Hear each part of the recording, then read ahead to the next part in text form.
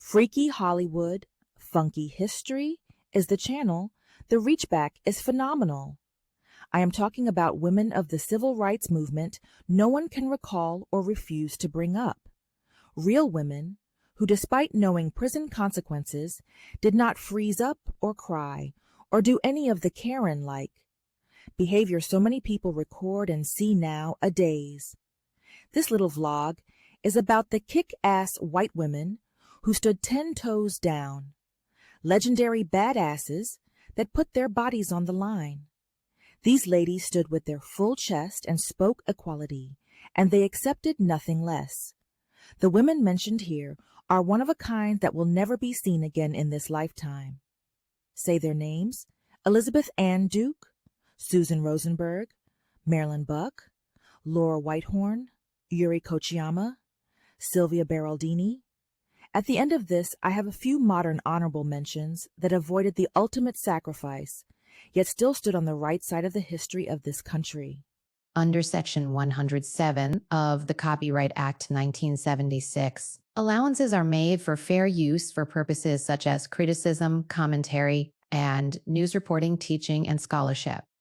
Fair use is a use permitted by copyright statutes that might otherwise be infringing. Nonprofit, educational, or personal use tips the balance in favor of fair use. The content used in this video is intended for educational and informational purposes only. All the rights to the images and music clips and other materials used in this video belong expressly to their respective owners. I do not claim ownership over any third-party footage used in this video. Thank you.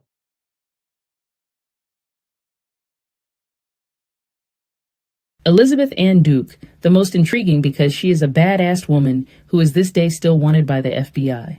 Elizabeth started on her adult reckoning as a nurse and teacher, revealing her nerve was already sensitized by her compassion for the sick, a healing nature established. However, the spiritual truth in her awakened as a teacher. Elizabeth Ann Duke was born November 25th, 1940 in Texas. She did the most when out on bail from her activities as a badass, facing a lengthy prison sentence. In 1985, out on bail, she cut off her electronic monitoring device and took off. She's been gone most of her adult life. She co-founded the May 19th group.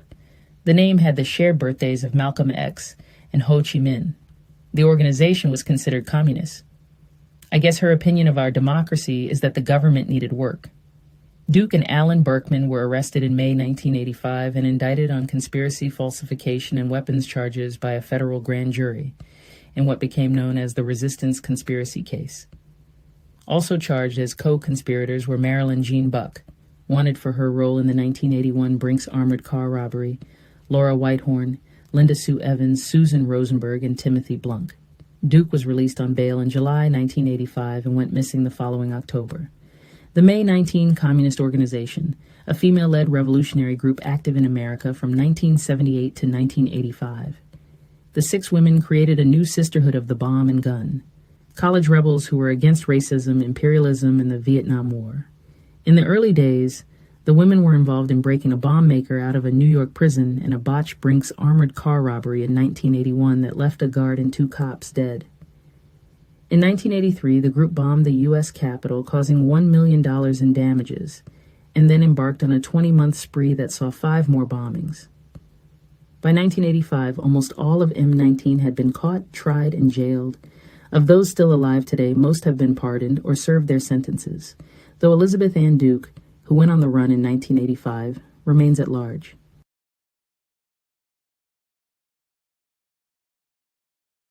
Marilyn Buck was a superlative badass, political activist, poet, and member of the Black Liberation Army. Her life is a story of intense political commitment, revolutionary activism, and artistic expression. Marilyn Buck was born December 13, 1947. Texas to Virginia Buck, a nurse, and Lewis Buck, an Episcopal minister. Her family was active in the civil rights movement. Lewis Buck opposed segregation at St. Andrew's Episcopal School in Austin, Texas. picketed, he was harshly criticized. Crosses were burned on the family's lawn, and he was removed as minister from the congregation of St. James in Austin, a congregation which had been integrated by the previous clergyman and his family. Lewis Buck returned to his veterinarian career from which he had entered the clergy to support his family. Marilyn Buck attended the University of California at Berkeley and the University of Texas at Austin. She subsequently earned a master's degree in poetics from New College. At the University of Texas, Buck was involved in organizing against the Vietnam War, as well as anti-racist activities. She joined Students for a Democratic Society, plus she worked with Austin's underground newspaper, The Rag. In Chicago, 1967, Buck worked on various publications with the organization Students for a Democratic Society, or SDS. She helped to incorporate women's liberation into the organization's politics. She subsequently returned to San Francisco, where she worked with Third World Newsreel in outreach in support of Native American and Palestinian sovereignty and against U.S. intervention in Iran and Vietnam, and in solidarity with the Black Liberation Movement. With colleague Karen Ross, she explained their practice. We stop people on the street and confront them with our films. Involve them as participants. It has come to them. During a walk down the street, they've stumbled upon it. They have been confronted. The decision to watch, to register disgust or interest is now theirs. To those inquisitive, we explain more. While at Berkeley, Marilyn Buck was immersed in the Black Liberation Army. Buck opted out of nonviolent protest. She thought it was insufficient to dismantle systemic racism and U.S. imperialism. She became a key ally and supporter of the Black Liberation Army, offshoot of the Black Panther Party.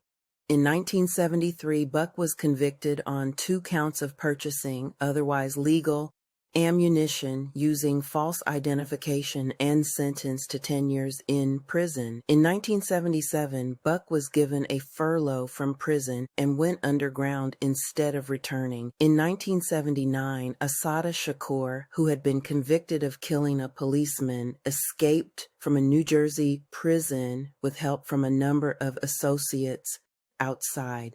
In 1983, Buck was recaptured and convicted of participating in Shakur's escape, along with a number of Black Liberation Army members and supporters.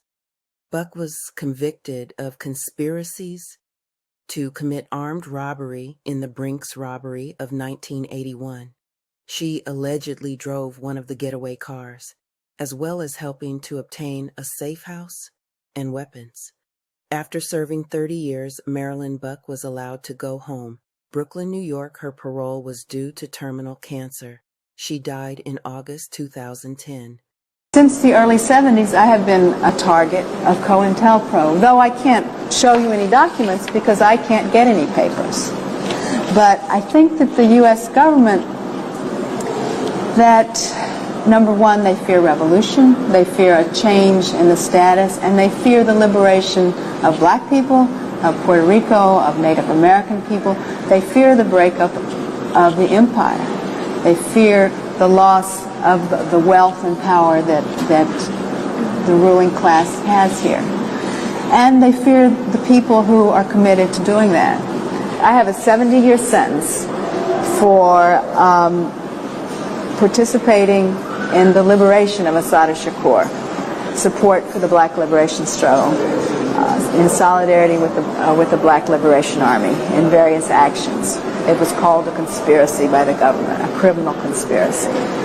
And I think because I was a white person who has been committed since 1968 perhaps, until now, and that no matter what they have done to me, the years in prison, the years in isolation, that I have not renounced that. I have never recanted that. Assata represents the strength and the spirit of the liberation of Black people's struggle. struggle for liberation in this country. And when that spirit, that representation of that spirit is freed, then there's hope. There's hope for black people. There's hope for all people who love liberation and who love freedom. Susan Lisa Rosenberg, born October 5, 1955, is an American activist, writer, advocate for social justice and prisoners' rights. Rosenberg was born into a middle-class Jewish family in Manhattan. Her father was a dentist and her mother a theatrical producer. She attended the progressive Walden School and later went to Barnard College at Columbia University.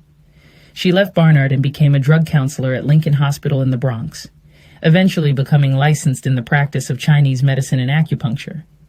She also worked as an anti-drug counselor and acupuncturist at health centers in Harlem, including the Black Acupuncture Advisory of North America. In an interview with the radio show Democracy Now!, Rosenberg said that she was totally and profoundly influenced by the revolutionary movements of the 60s and 70s. She became active in feminist causes and worked in support of the Puerto Rican independence movement and the fight against the FBI's COINTELPRO program. She had also been sought as an accomplice in the 1979 prison escape of Assata Shakur. She spent 16 years in prison. You people watching know women like this who lay it all out on the line aren't usual. The Susan Lisa Rosenbergs of the world are magical. From the late 1970s into the mid-1980s, Rosenberg was active in the far-left terrorist May 19th Communist Organization. Susan Lisa Rosenberg provided support to an offshoot of the Black Liberation Army, including in armored truck robberies, and later engaged in bombings of government buildings. Rosenberg was charged in bombings at the U.S. Capitol, the U.S. National War College, and the New York Patrolmen's Benevolent Association building, but these charges were dropped as part of a plea deal by other members of her group. Arrested in November 1984 for possession of over 750 pounds of explosives, after 3 years underground following the Brinks robbery, Rosenberg was convicted in March 1985 by a federal jury in New Jersey and given a 58-year sentence. Supporters said this was 16 times the national average for such offenses. Her lawyers contended that, had the case not been politically charged, Rosenberg would have received a 5-year sentence. Rosenberg was one of the first 2 inmates of the High Security Unit, HSU, an isolation unit in the basement of the Federal Correctional Institution, currently the Federal Medical Center in Lexington, Kentucky. Allegations were made that the unit was an experimental underground political prison that practiced isolation and sensory deprivation. The women were subject to 24-hour camera surveillance and frequent strip searches, and were given only limited access to visitors or to exercise. After touring the unit, the American Civil Liberties Union denounced it as a living tomb, and Amnesty International called it deliberately and gratuitously oppressive. After a lawsuit was brought by the ACLU and other organizations, the unit was ordered closed by a federal judge in 1988, and the prisoners transferred to regular cells. In prison, Susan Lisa Rosenberg devoted herself to writing and to AIDS activism and obtained a master's degree from Antioch University. Speaking at a 2007 forum, Rosenberg said that writing became the mechanism by which to save my own sanity. She added that she began writing partly because the intense isolation of prison was threatening to cut her off completely from the real world, and that she did not want to lose her connection to that world. Her prison sentence was commuted to time served by President Bill Clinton. Laura Jane Whitehorn, born April 1945, Brooklyn, New York, raised middle class by her liberal Jewish family. Laura was a revolutionary badass born and raised. Whitehorn holds a master's degree from Brandeis University. She studied at Johns Hopkins, where she attended civil rights and anti-war meetings. At one time, Laura Whitehorn was an editor for the famous Red Book Ladies magazine. Also, Laura was a member of the Students for a Democratic Society SDS. Whitehorn became a member of the Weathermen/the Weather Underground organization in 1969. On October 6th of that same year, the Weathermen blew up an 1889 commemorative 9-foot bronze statue of a Chicago policeman located in Haymarket Square in Chicago, Illinois, preceding several days of street fighting between protesters and police. The March 6th 1970 Greenwich Village townhouse explosion, according to Whitehorn. We were out of touch with what was going on, and we lost sight of the fact that if you're a revolutionary, the first thing you have to try to do is preserve human life. 3 weathermen died in the explosion: Terry Robbins, Diana Oughton, and Ted Gold. In 1971, Whitehorn helped organize and lead a takeover and occupation of a Harvard University building by nearly 400 women to protest the war in Vietnam and demand the founding of the Cambridge Women's Center. Whitehorn helped establish the alternative source of feminist education. Cambridge Women's Center operated and taught by a collective of female volunteers until it closed in 1992. Boston Cambridge Women's School had gained the reputation as the longest-running women's school in the United States at the time. During the Boston bus crisis, Laura Whitehorn participated in a protest referred to as the Battle of Boston. Laura was among a small group of the Prairie Fire Organizing Committee, PFOC, activists in the Boston area who sat with baseball bats in people's homes, protecting families from local white supremacists who tried to attack with bats, Molotov cocktails, and spray paint. Whitehorn and other members of the above-ground cadre carried out their vigilance for 2 years. The Prairie Fire Organizing Committee, of which Whitehorn was a member, planned the Hard Times Conference as a way to build a national multiracial coalition. The goal was to bring together a multiracial crowd of more than 2,000 people at the University of Illinois Circle campus in Chicago from January 30th to February 1st, 1976. The slogan for the conference was, "Hard times are fighting times." Whitehorn was so over the political tactics of the weathermen she left the organization, later telling a reporter, "I hated it more than anything else I've ever done," she told Nicole Kieff in an interview on October 20th, 2002. By the early 1980s, Whitehorn was active in a variety of radical organizations, in addition to the May 19th Communist Organization, including the John Brown Anti-Klan Committee and the Madame Binh Graphics Collective, a radical art group named for Nguyen Thi Binh, the Viet Cong's lead negotiator at the Paris peace talks.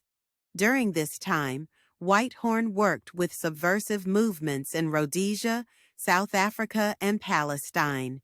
Whitehorn served 14 years in prison. She directed AIDS education and wrote numerous publications. When asked if her political work ended once she was in prison, she replied that it had consisted basically of 3 areas: being a political prisoner, organizing and being part of the struggles for justice inside the prisons, and being part of the fight against HIV and AIDS.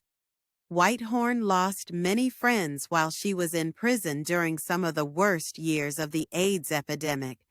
Her father, Nathaniel Tanny Whitehorn, died on January 3, 1992. Many consequences of being behind bars for 14 years, not being with loved ones while they are dying, or being able to go to the memorial service afterwards, is just one way families are destroyed by prison. Since Laura Whitehorn's release from prison in August 1999, she has been involved in a wide range of causes, including the release of political prisoners.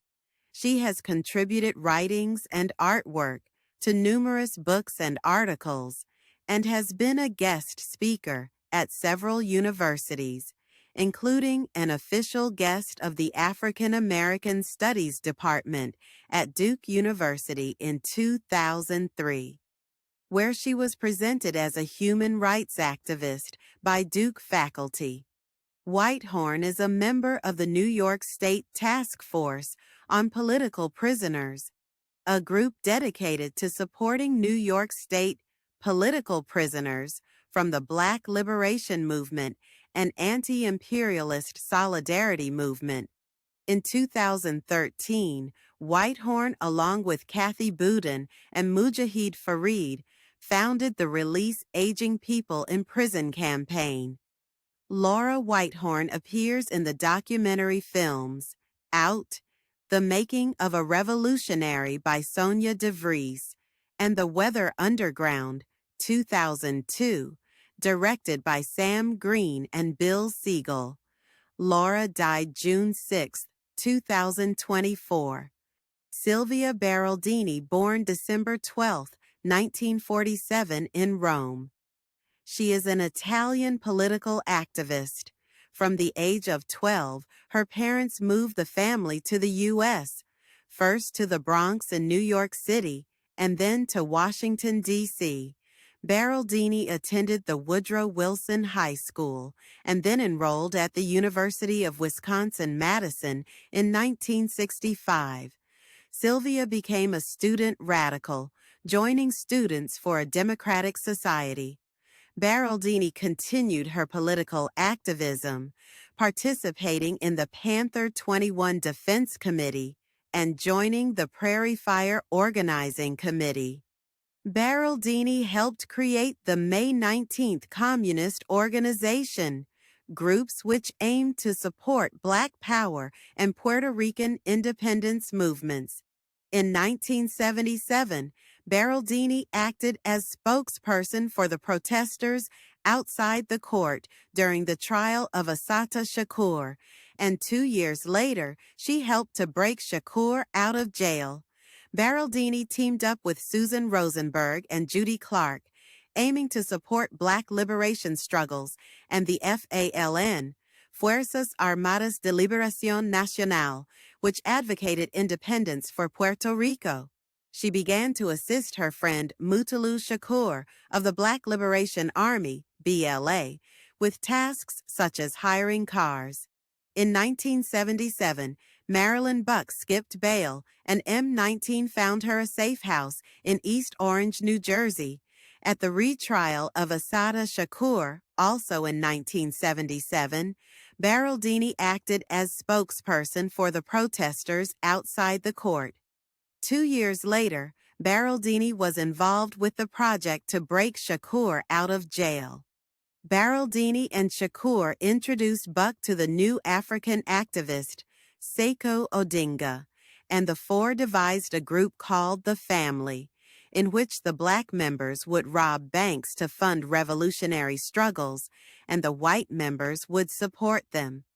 The Black Liberation Army, BLA participants, were Shakur, Odinga, Mutayari Shabaka Sundiata, Kawasi Balagoon, and Tyrone Rison. They decided upon the robberies, and the M19 team of Beraldini, Buck, Clark, and Rosenberg provided logistical support by buying firearms and driving the getaway vehicles. In 1982, she was arrested and imprisoned on a 43-year sentence under the Racketeer Influenced and Corrupt Organizations Act, RICO, for conspiring to commit armed robberies. Beraldini was held in a purpose-built high-security unit, HSU, in the Federal Medical Center in Lexington, Kentucky, which also housed 2 other women, Susan Rosenberg and Alejandrina Torres. Conditions in the unit were criticized by Amnesty International, and it was closed by judicial order. While imprisoned, she had cancer twice. After being transferred to Italy in 1999 to serve the remainder of her sentence, she was released into house arrest in 2001 and pardoned 5 years later by Minister of Justice Clemente Mastella. Her life has been the subject of the documentaries Ore d'Aria, La Vita di Silvia Beraldini, Hours Outside, The Life of Silvia Beraldini, in 2002, and Freeing Silvia Beraldini, Never forget these honorable mentions. Yuri Kochiyama was born Mary Yuriko Nakahara on May 19, 1921 in Los Angeles. She died June 2014. Yuriko's parents, Japanese immigrants. Her father, Seiichi Nakahara. Her mother, Tsuyako Sawaguchi. According to a family history, Kochiyama's father was the son of a retired samurai. Yuriko was an American civil rights activist. During World War II, the family was held as political prisoners in Arkansas, an experience that influenced her later views on racism in the United States. While interned, she helped run a letter-writing campaign for the Jerome Camp newspaper and volunteered with the United Service Organizations, USO. After the end of the war, Kochiyama moved to New York and eventually to Harlem, where she became involved in the civil rights movement. At first working with the Congress of Racial Equality, CORE, Kochiyama's friendship with civil rights leader Malcolm X led her to affiliate with Black nationalist organizations such as the Organization of Afro-American Unity, OAAU, the Revolutionary Action Movement, RAM, and the Republic of New Africa, RNA. Kochiyama advocated for political prisoners, including imprisoned members of the Civil Rights Movement, the Puerto Rican Independence Movement, and others. Honorable mentions to Frances Harriet Fanny Whipple, activist and abolitionist writer, 1805 to 1878. Shout out to actor Linda Carter, the incomparable talented badassery of singer, songwriter Dolly Parton, and educator and teacher Jane Elliott. Thank you for your part in the history of equality and free critical thinking white women. God bless you, women who want everyone free.